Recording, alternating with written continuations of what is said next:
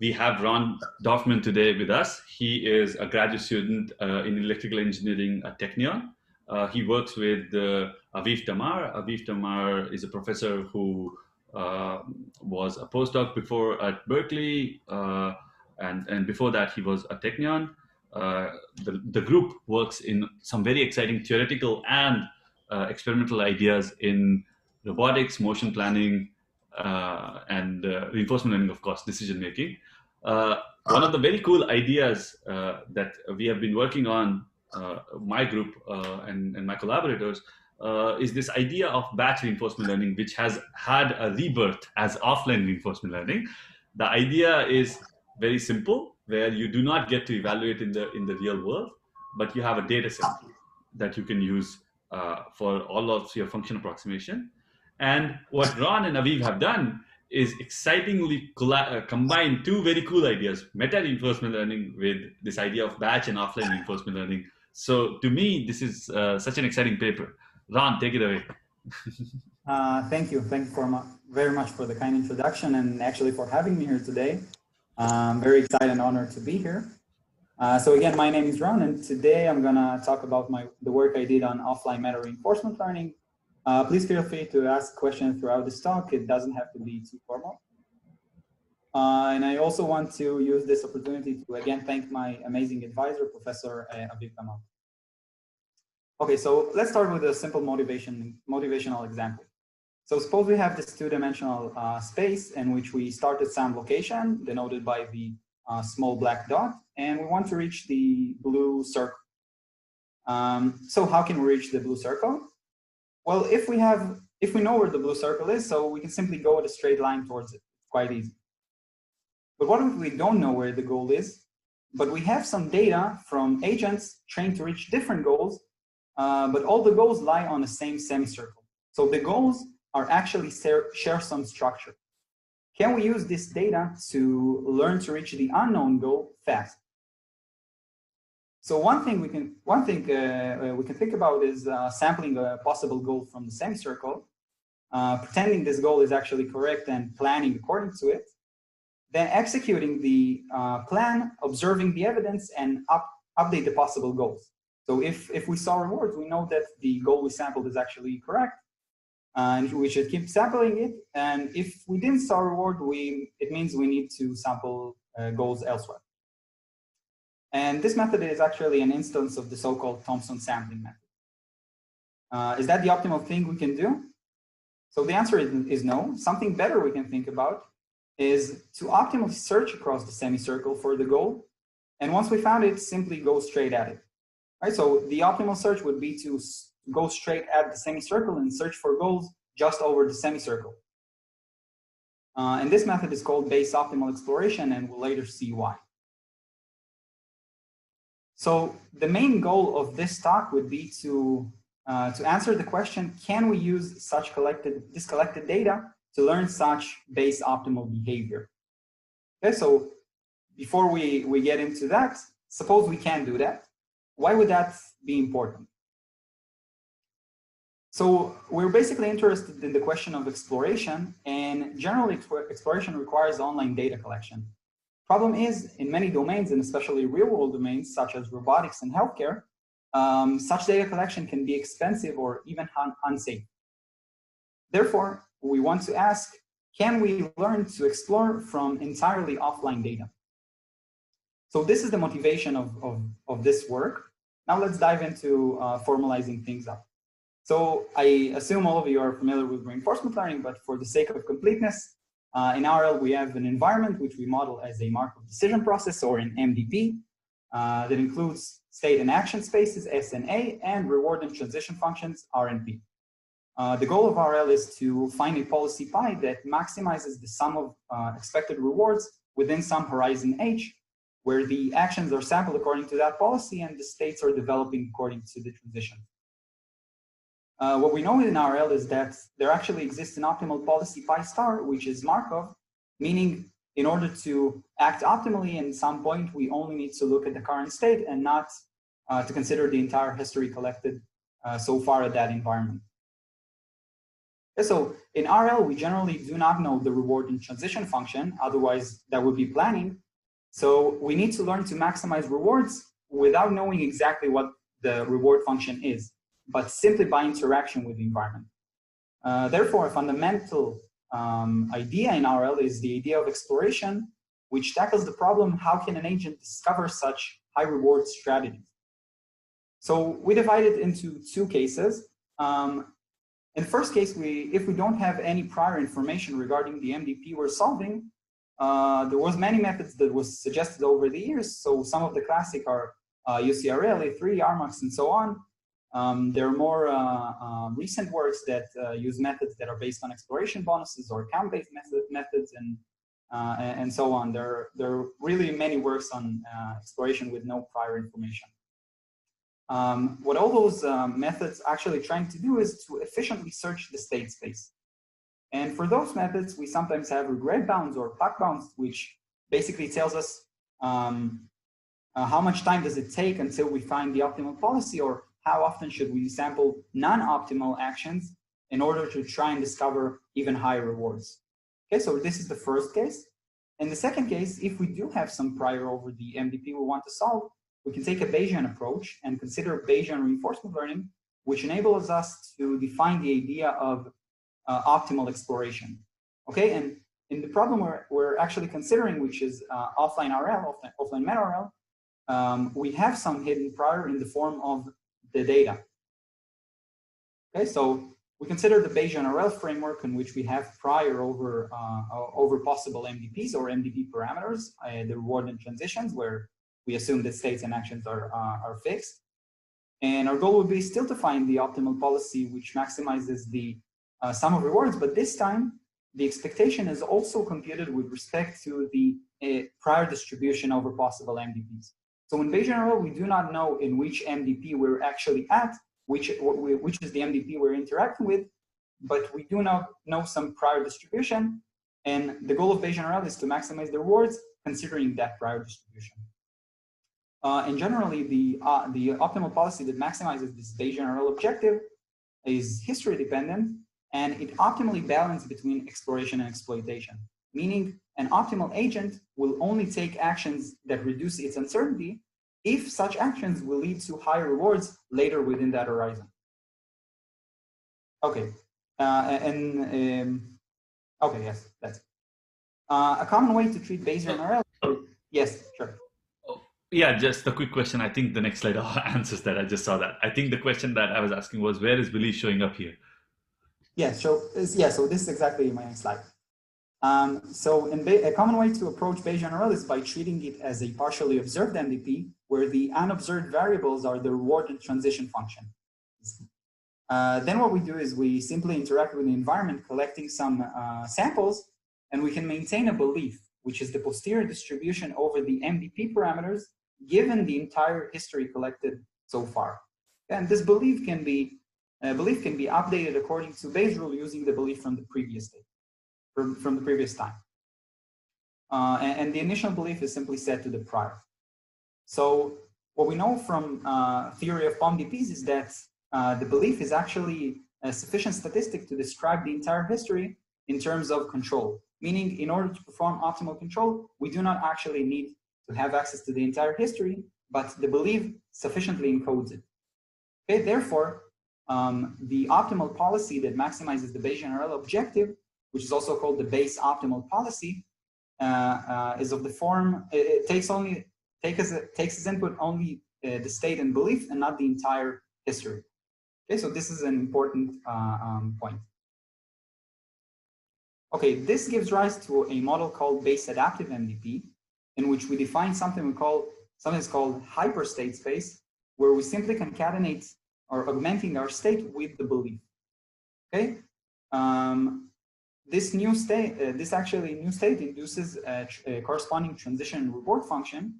So the transition function in this case, P plus, which actually now describes transitions between hyperstates, can be decomposed into two parts. The first describing state transition, which tells us, look at all the possible transition functions look at all the possible MDPs Now take their transition function and average all the transition function according to the corresponding belief.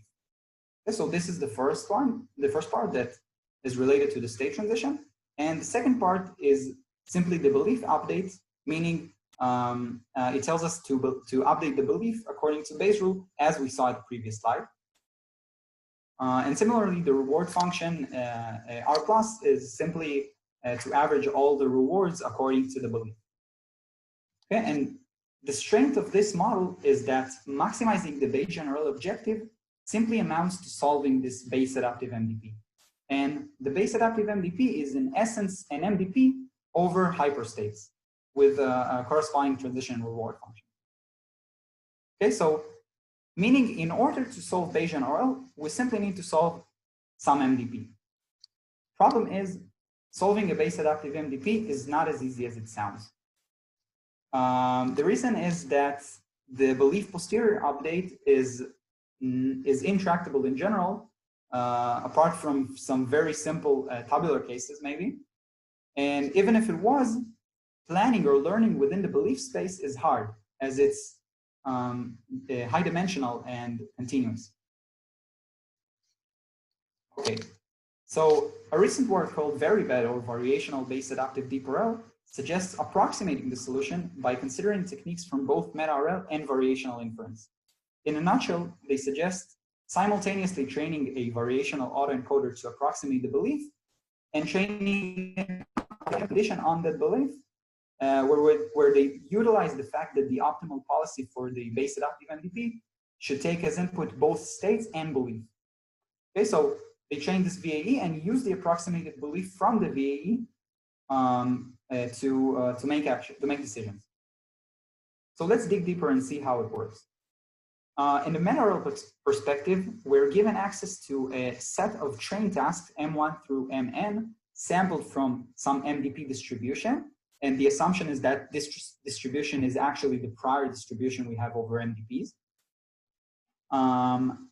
VaryBad suggests describing each MDP using a learned stochastic latent variable, such that instead of modeling for each MDP its individual reward and transition function, we can use a single model, which is conditioned on that latent variable. So we'll have a single model with the latent variable varies across different tasks. And the goal would be to infer this latent variable given the interaction with the environment. Okay, so we interact with some environment I, and we want to infer the corresponding latent variable Mi given that information we collected. So the way they infer this variable is by training a VAE to model trajectories in the data, or to model trajectories, yeah. So in this VAE, the generative model would be to sample a latent variable and then sampling rewards in state, condition on that latent variable and the actions in the data, simply because we need actions in order to have a state reward distribution. Right? We don't want to simply guess action, but given actions, we would want to draw trajectories. So that is the generative model, or the decoder of the VAE, and the encoder or inference network would approximate the posterior using a standardly chosen Gaussian posterior. So the mean and covariance metrics are learned. And the way this VAE is optimized is by maximizing the so-called variation lower bound, which consists of two terms. First is the reconstruction term, and second is the KL prior to the KL distance to the prior.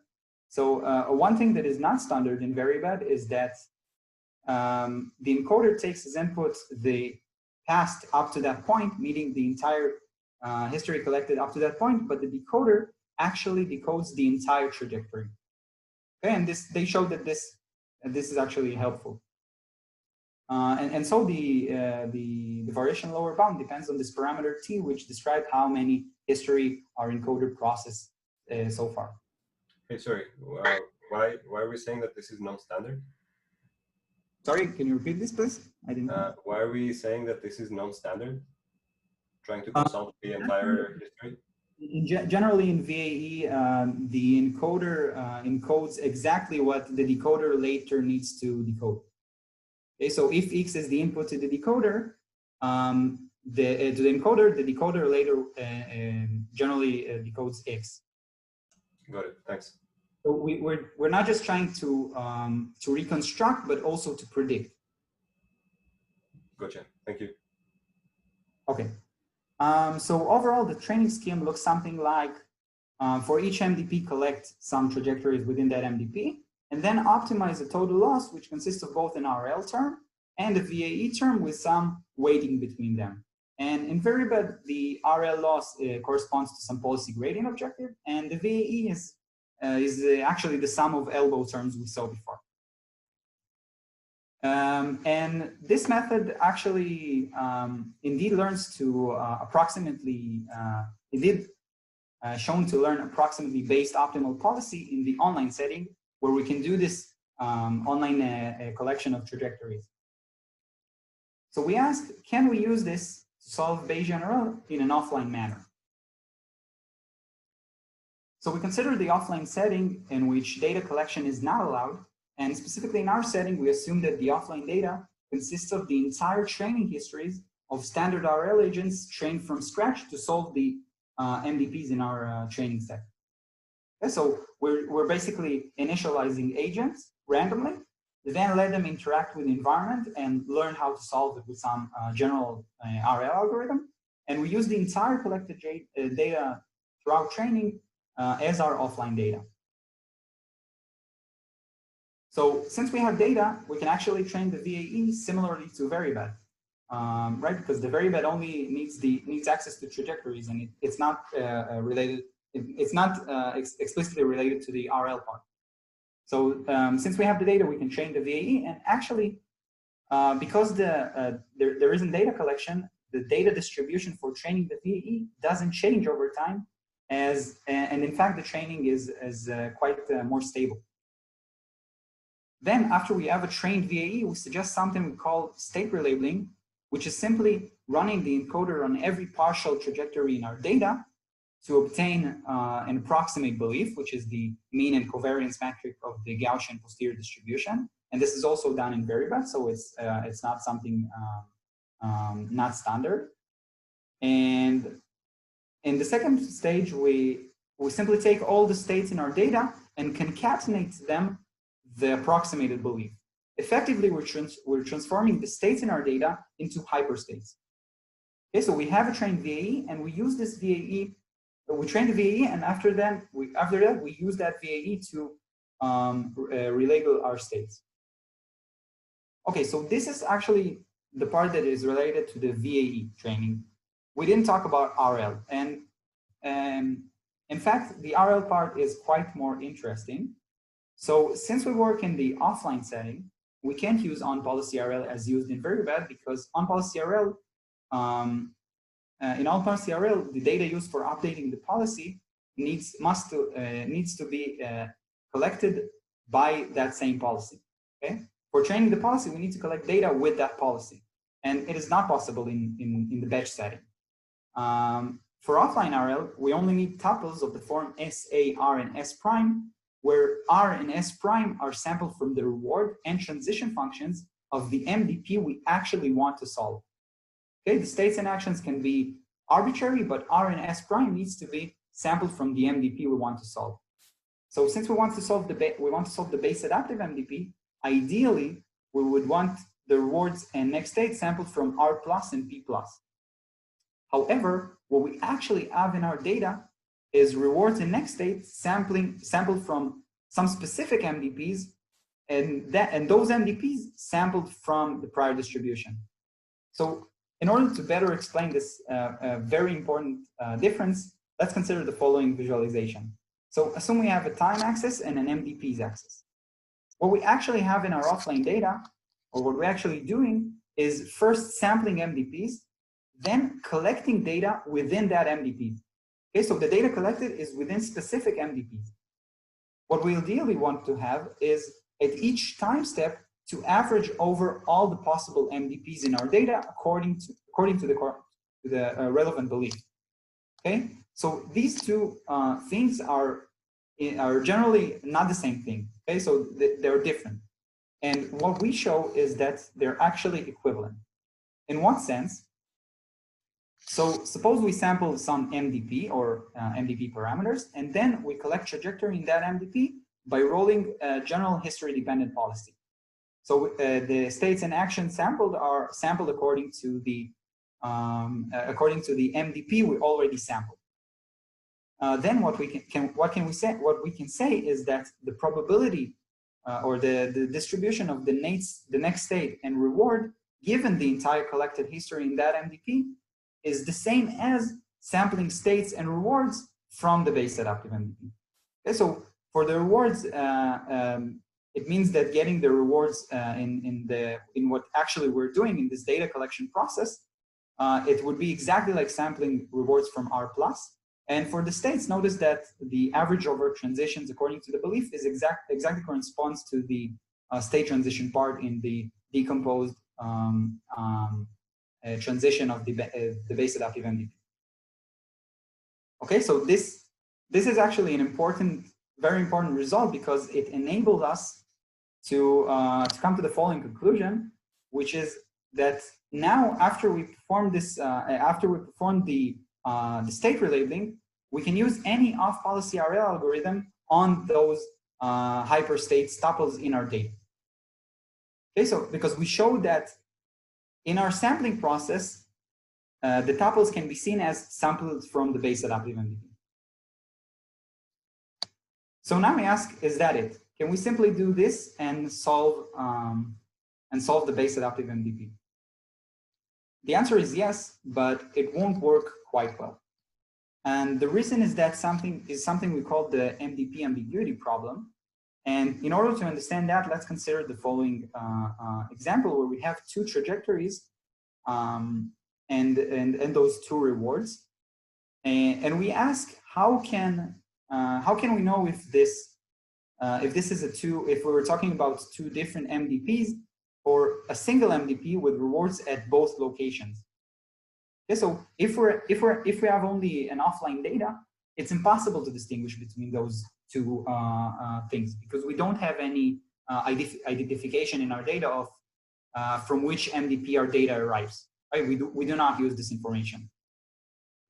Therefore, in the offline setting, we couldn't distinguish between those two different settings.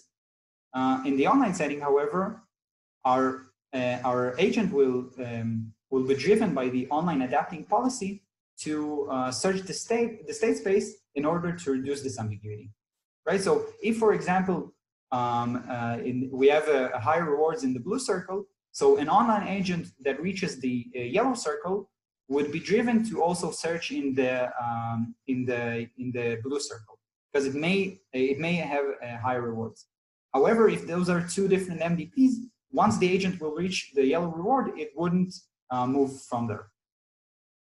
Okay, so since this problem is not existing in the online setting, we say that this problem is unique to the offline MedRL setting. And if we're trying to understand where this problem actually is coming from, so it affects the training of the VAE. Okay, so why is that? Because the goal of the VAE is actually to whoops, just a second. Yeah, the goal of the VAE is to reason about the uncertainty of the MDP parameters, right? Meaning it needs to distinguish between different MDPs.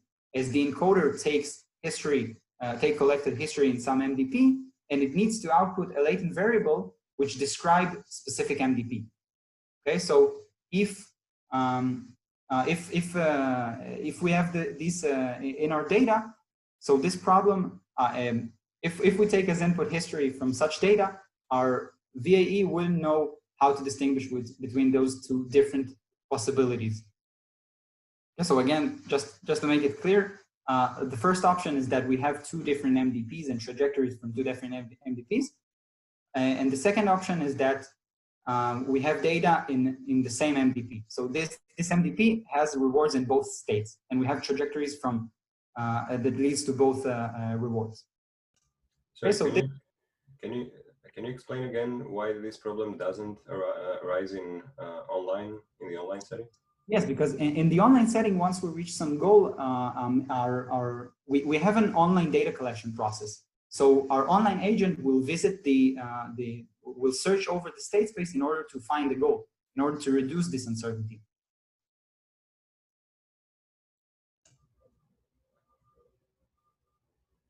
Yeah, does it answer your question? Somewhat, but aren't you also keeping track of your uncertainty in the online case? So you're still not sure which MDP you're in, right? Yes, but this is exactly so. This is exactly the point, because in the online case, I also vary, but also trains the VAE with the RL agents. So as the RL agent collects data, the VAE is trained. So where our offline RL agent is enabled to look for those kinds of other trajectories as well. Got it. Thanks. We can talk about it later in more elaborated. Sure. Okay, so by this using the small visualization we just saw, we understand that the problem is actually coming from the fact that for each MDP, the agent that collects the data collecting agent mostly visits a specific part of the state space. So for two different MDPs in our data, different parts of the state space will be covered. So what we suggest is a simple solution in order to make the state distribution approximately uniform across MDPs. And the way we do it is by something we call reward relating, and it goes as follows. So assume we're taking some trajectory from an MDP I, then we're sampling some I prime which is different than that I. Okay, now what we're doing is we're taking each state action pair in our trajectory and querying the reward function of I prime. Then we replace the rewards with the new rewards that effectively comes from I prime. Okay, so this way our new trajectory tau hat effectively comes from an MDP with transition PI and rewards RI prime. Okay, so now if we look at the data that if we add this trajectory to our data, we can look at the data that is related to the MDP I prime, and we'll have both trajectories that leading to the goal that corresponding to I prime in which we get rewards, and both trajectories that leads to the goal of I and they won't get rewards, right? Because we relabel the rewards according to the MDP I prime. Okay, so this method actually requires access to all the reward functions of the MDPs in our train set. Okay, so now we can conclude our method in just 3 simple stages. So the first stage would be the data collection process, as we saw, training simple RL agents to collect data and using their entire history throughout training as our offline data. The second part would be to relabel the rewards in order for the training of the VAE, so that the MDP ambiguity problem would be mitigated. And the third step is, after we have a trained VAE, we can take our offline data and relabel the states such that they're effectively our hyperstates. And then we are training our meta-RL agent using any off-policy RL algorithm on those relabeled states data. Okay, so this is basically our method. And now I'll show you our experimental results. So we first consider 2 illustrative domains, grid world, in which we start at the bottom left cell, and we need to navigate to a goal which lies in one of the other cells. And we have the continuous semicircle domain from the beginning of the talk, in which we need to reach some goal that lies over the semicircle. And an important thing to note is that in both those domains, the rewards are sparse, meaning we only get rewards once we get to the goal. Okay, so we compare our method to Thomson sampling baselines. computed exactly in grid world and using Perl in the continuous semicircle domain, where Perl is a state-of-the-art off-policy MedRL algorithm. And the y-axis describes the average return within the few first episodes of interaction. We look at the first few episodes, the first 4 episodes in grid world and the first 2 episodes in semicircle. And the x-axis corresponds to the number of MedRL update step we did. Okay, and you can see that our method outperforms the Thompson sampling baselines. The reason is that it takes Thompson sampling time to find the goal as it searches it by sampling. As we saw at the beginning of the talk, there are many steps in which that they are not giving us. I mean, the mechanism of the Thompson sampling is different than the mechanism of the base optimal exploration, since the searching behavior of Thompson sampling is the way the Thompson sampling searches for the goal is by sampling and not by looking for it optimally, searching for it optimally. You can also see the reward relabeling ablation, and you can see that actually the performance is worse without the reward relabeling. It's especially noticed in the semicircle domain, and we'll see a visualization of what's happening there in just a second. One last note regarding this is that we use the name online Perl simply because Perl was originally designed to work in the online setting. We could have used a version of Perl which is offline, but that would actually result in a weaker baseline because the data collection would be disabled. So here we present the performance of Perl, the best performance of Perl throughout the online training. Okay, so if we visualize the behavior of the MedRL trained agent, we can see that it actually learns an approximately based optimal behavior, right? And this behavior doesn't exist in our offline data. Our offline data mostly consists of trajectories that lead to a specific goal, whereas the searching behavior is only exists in the MedRL agent. Another cool thing we can look at is the belief throughout the interaction with the environment. So we have 3 cases here. If you look at all the cases at t equals 0, you can see that our VAE actually learned a uniform prior over rewards over possible MDPs on all the possible MDPs. In the top row, you can see the belief in the case where the goal is exactly at the place we're arriving at, our agent is arriving at the semicircle. So you can see once it arrives at the semicircle, the belief, it reduces the belief over different locations and stays at the location it found. And in the middle row, you can see what happens when it actually needs to search over the semicircle. So when it reaches the semicircle and do not find the goal, it reduces the belief there and optimally reducing its uncertainty by interaction until it reaches the goal. Finally, in the bottom row, you can see what happens when we don't use reward relabeling for training the VAE. Our agent simply is not able to find the goal since our VAE is not able to distinguish between different MDPs. So once our agent reaches the semicircle, the VAE, due to the nature of the data, the VAE thinks it actually reached the goal, and it didn't. We also consider some more complex Mujoko-based control tasks. So we have half-cheetah velocity, which is standardly used in the MedRL literature, in which we control a cheetah-like agent that needs to run at some velocity, and that velocity varies across different tasks. And we also have end semicircle, which is similar to the semicircle, but instead of controlling the point robot, we control an end. And important thing to say is that the rewards in the cheetah domain are dense, whereas the rewards in the end domain are sparse. Okay, so here we can see again the performance. In both cases, our method outperforms Perl. And interestingly, in the half-cheetah domain, we can see that our reward relabeling did not help.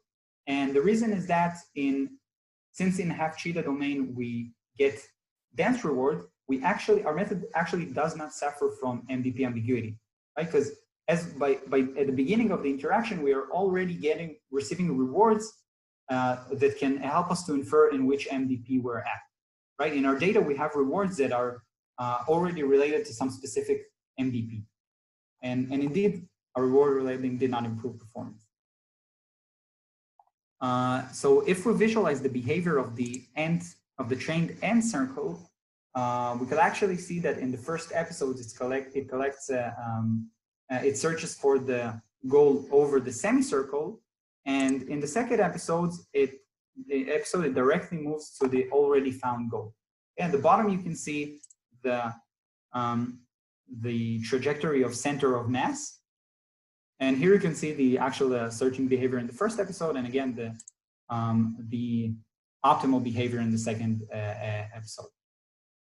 And this is quite an impressive result, considering the fact that this is a high dimensional control task with sparse rewards, where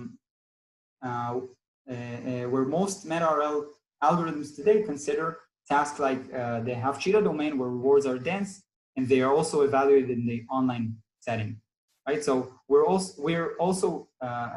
are evaluating our method in the offline setting, and we have sparse rewards. So it's quite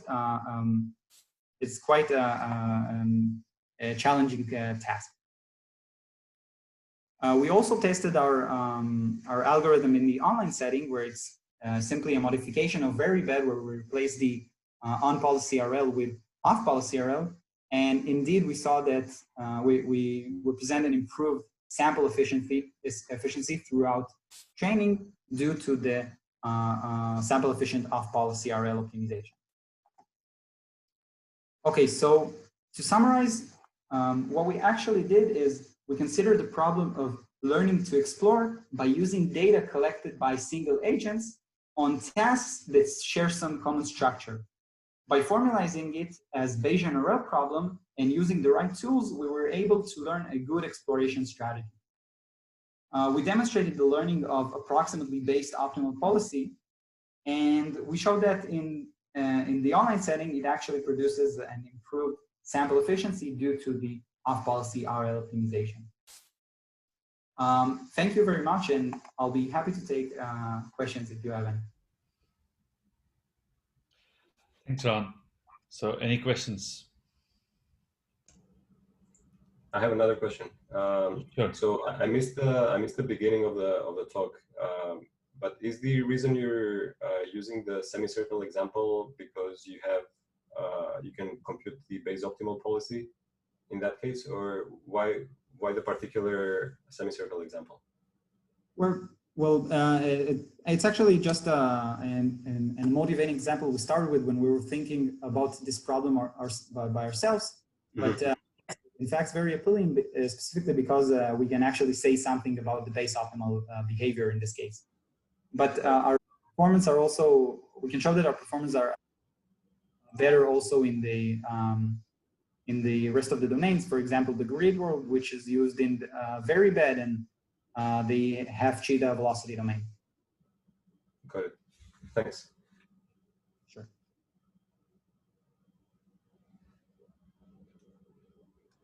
I was a bit unclear about how the MDP ambiguity problem is kind of resolved in the offline setting. If you could go back to that once. Yeah, sure.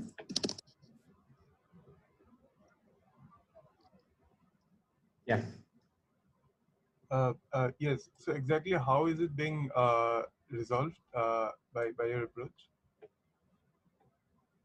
How do we solve this by our approach? Yeah. So again, if you just, I think it's easier to imagine it, to think about exactly the semicircle domain. So you can think about that we have in like a lot of MDPs all over the semicircle, and if we collect data with those single RL agents as we described, for each history of a single MDP, we're visiting basically a really small part of the semicircle, right? We're mostly concentrated around some specific angle.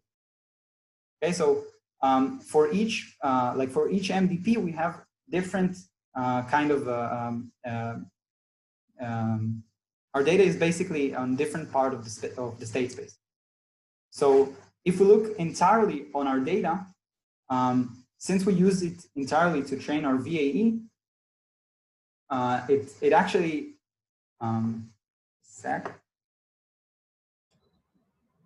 wait, let me think about it in order to make it like extremely clear.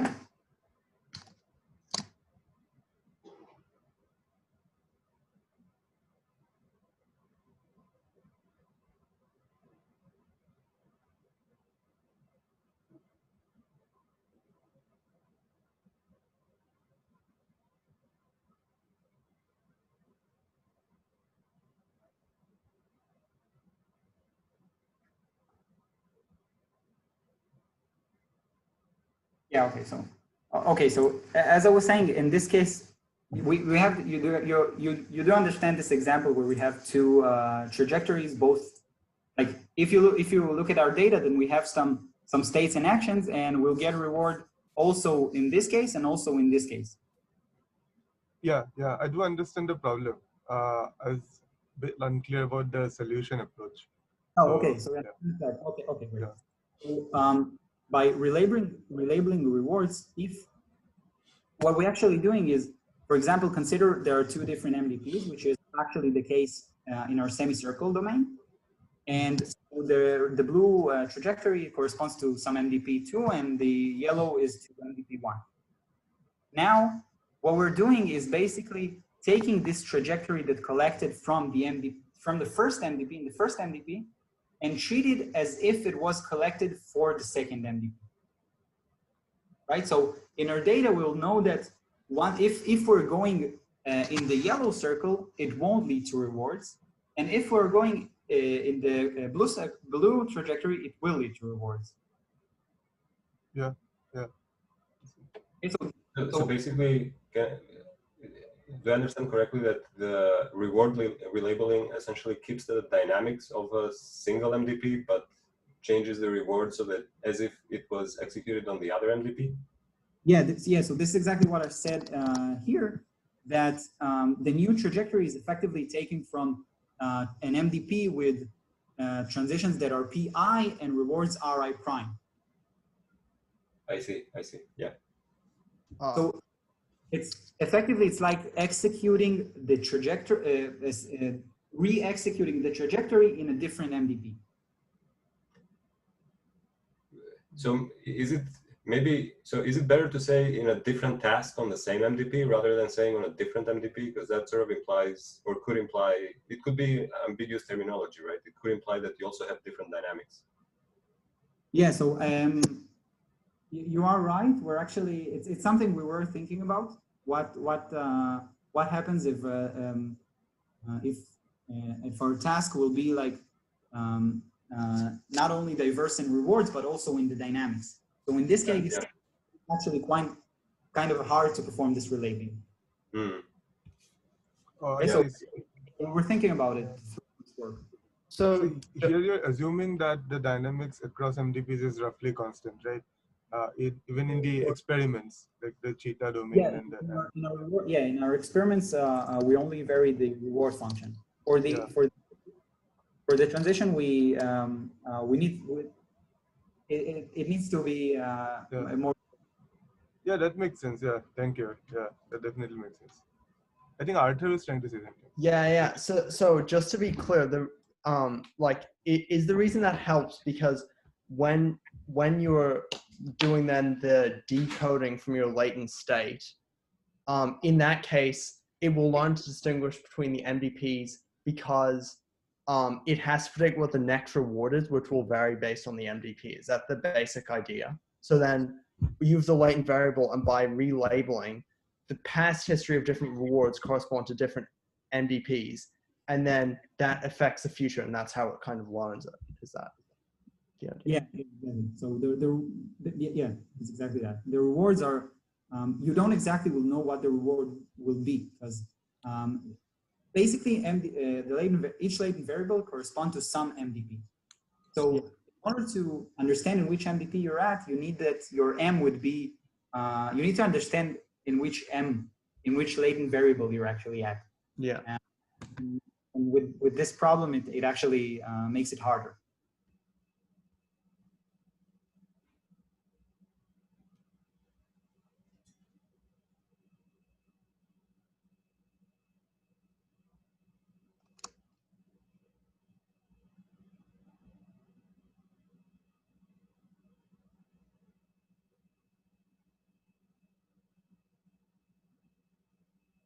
So one more question is, you mentioned, so this is just to,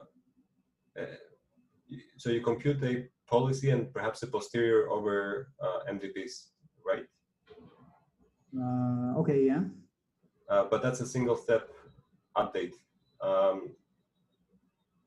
do you, Wait, why do you mean? Can you begin? Can you repeat? right, sure. Let me reformulate. Can we talk a bit about the planning aspects of the work? So how far along horizon do you plan for? How far along do you make predictions about the posterior over MDPs? We're actually not doing planning at all. I guess length of the trajectories, right? Is that the question? Sorry? Is the question what length of the trajectories is the decoder predicting? No, I was mostly wondering about exactly how much planning is happening. Zero planning. We actually do not plan at any of this at any of this parts.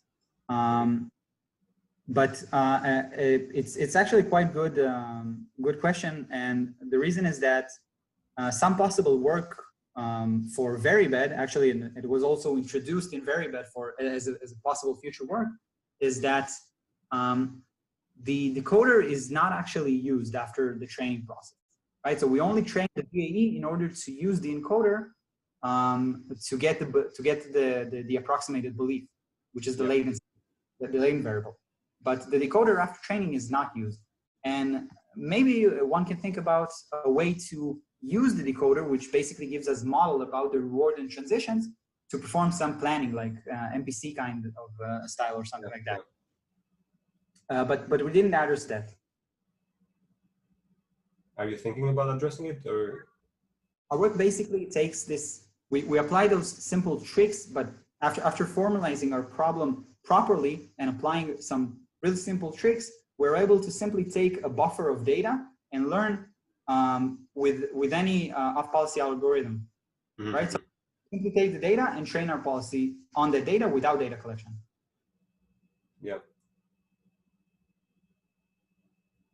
But if you, okay, so if you had to make a smooth transition from off-policy to on-policy learning,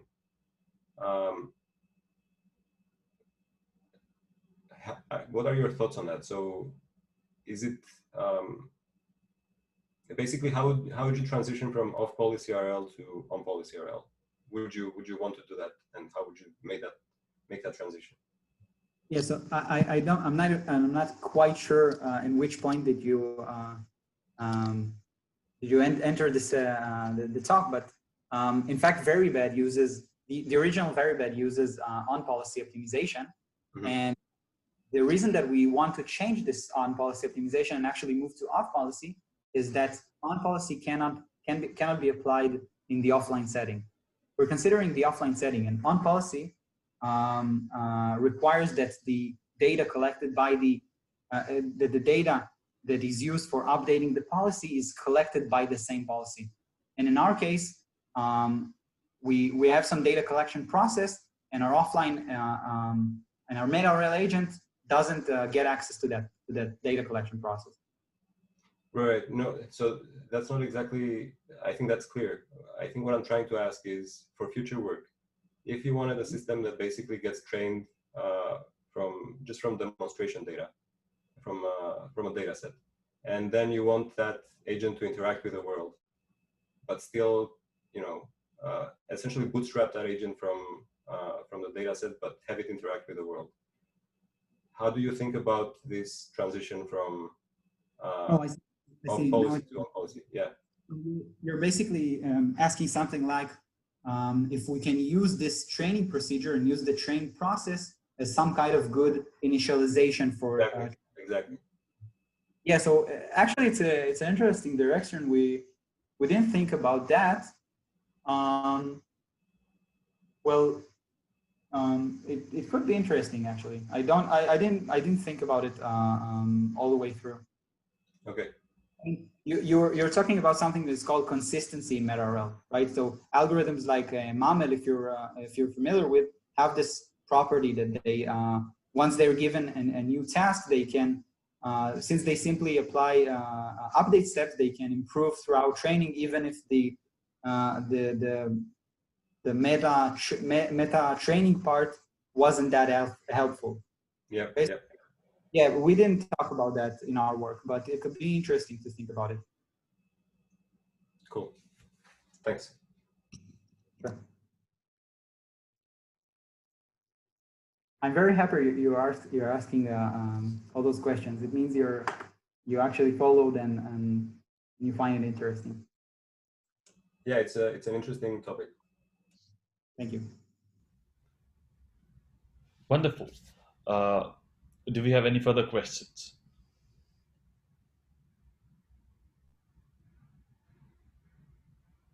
If not, what we'll do is Ron will have meeting times today. There are 2 slots. Homanga has already shared the details of the meetings with Ron, and those would be one-on-ones. For everybody else, if you guys want to sign up, feel free to sign up or join one of the meetings with someone else already. And the discussion can be much more sort of personal and one-on-one.